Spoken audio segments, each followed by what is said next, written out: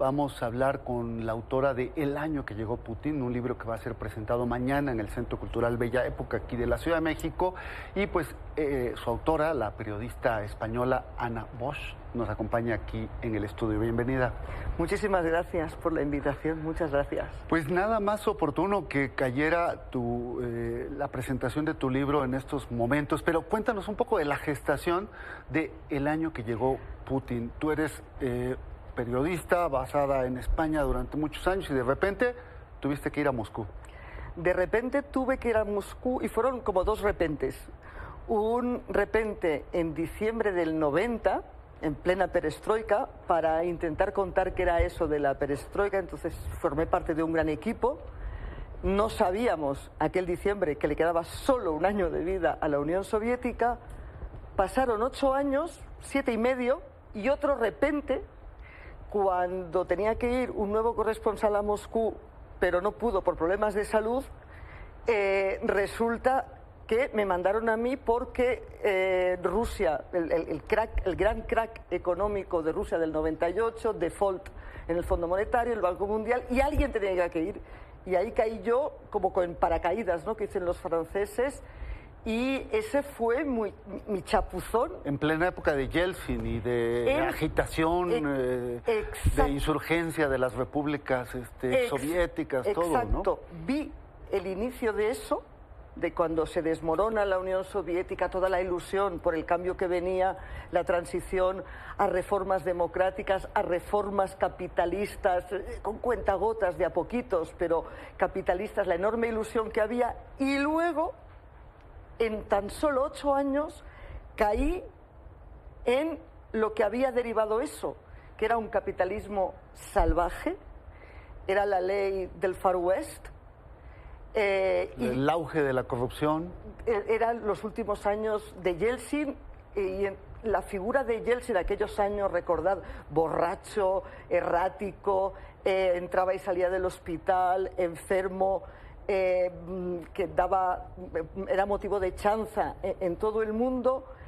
Esa decrepitud era una decrepitud que reflejaba la decrepitud moral un poco de Rusia y la gran frustración, de su con gobierno, lo cual, ¿no?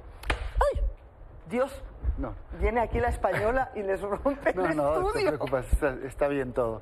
Dios Oye, mío, me echan de México. No, pero cuéntanos, justo en un contexto en el que todo está puesto para que llegue al poder quien, pues hoy cumple, ¿qué? 23 años pues, ya. Llegó exactamente la noche vieja. La noche, el efecto, yo digo en el libro, así como un poco de broma, que el efecto 2000, aquel Jack 2000 que todos esperábamos, el efecto 2000 fue Putin, porque el día de fin de año, el 31 de diciembre del 99, Yeltsin dice: dimito, y que me saqué de la manga en agosto para que fuera primer ministro, es vuestro presidente desde ya mismo. Y claro, aquella madrugada del 1 de enero del año 2000, no sabíamos si este hombre que estamos viendo, si Putin iba a ser flor de un día, iba a durar poco, mucho, iba a tener trascendencia, porque aún entonces, por eso lo digo en el subtítulo, ¿no?, la Rusia que aupó a un desconocido. Y fíjense ustedes, ¿no?, pues 23 años y 10 meses... Casi un cuarto de siglo. Después, casi un cuarto de siglo después, no ha sido flor de un día, y está siendo trascendente para Rusia, para el vecindario de Rusia, para Europa y para todo el mundo. Claro, hablemos un poco de eso, bueno, te tocó ver el conflicto armado en aquel entonces con Chechenia, también en los Balcanes, en fin, pero ahora tenemos otro conflicto armado, ¿no? Pues la invasión rusa ahí en Ucrania, que tiene al mundo en medio de una expectativa. Y se suma ahora el conflicto en Israel y las posiciones que Rusia estratégicamente tome a nivel mundial. Claro, de momento Rusia está ahí intentando, desde la guerra de Siria, que se puso del lado del régimen sirio, desde la guerra de Rusia, Putin dice así oficialmente y muy grandilocuentemente que él quiere hacer el papel de mediador internacional. Y entonces intenta también serlo entre Israel y en este caso Hamás. ¿Qué pasa? Que en estos momentos Israel no acepta medias tintas y probablemente Estados Unidos tampoco. Y hay detrás una historia de un acercamiento de Putin poco a poco, no ya a Irán, por una parte, que está detrás de Hezbollah, que está detrás de Hamás, y también a las monarquías del Golfo Pérsico por el petróleo y por una serie de cosas. En el corto plazo, esta guerra actual beneficia a Putin. ¿Por qué? Porque de entrada, ¿cuánto hace que vosotros no abrís un informativo, un bloque internacional con la guerra de Ucrania? Estamos todos, llevamos una semana, mañana se cumplirá una semana que andamos todos abriendo, la gran noticia es la guerra de Israel. Con lo cual, lo que esté haciendo Putin en Ucrania ya ha pasado a segundo plazo. Otra ventaja, recién la semana pasada estuvo en España Zelensky pidiendo más ayuda a Europa porque en Estados Unidos, por cuestiones internas, el Partido Republicano había bloqueado el siguiente paquete de ayudas.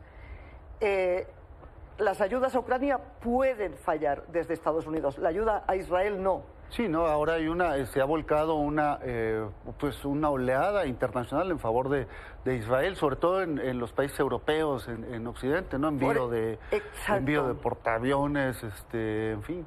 Por eso, y la ayuda de Washington, de los Estados Unidos a Ucrania puede flaquear, puede debilitarse. La ayuda de los Estados Unidos a Israel, no. Con lo cual, en el corto plazo, esta guerra entre Israel y Hamás, o Israel y Palestina, si lo queremos ampliar más, está beneficiando a Putin. No sabemos en el medio y largo plazo qué pasará, porque nunca se puede decir qué pasará en Rusia. Bueno, cuéntanos un poco más de tu libro. Yo alcancé a leer algunas cosas de toda la parte previa de tu llegada, de lo que era el mundo antes de la caída del muro y de cómo se vivía en el socialismo real. Pero también cuentas un poco de la vida de Rusia después, las mujeres, quienes sostienen la economía rusa. Háblanos un poco de eso.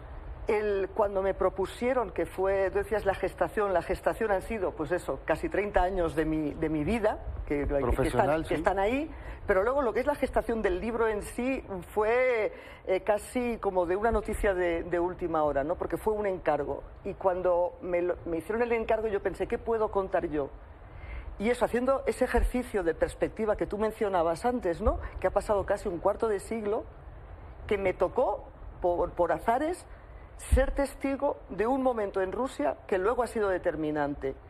Y que, claro, yo ya tengo una cierta edad, no sé la que tienes tú. Pero entre otras cosas detonada por tu arrojo, ¿no? El arrojo tuyo de entrevistar a Raisa Gorbachev, que lo cuentas ahí en el libro, esta anécdota de que los de la televisión dijeron, si esta mujer es capaz de entrevistar a la esposa de Gorbachev, pues la mandamos a Moscú. ¿Pero se puede ser periodista sin arrojo, Héctor? Cierto. No, tú sabes que no. Pues bueno. eso va en el paquete, ¿no? Se le supone como el valor al soldado.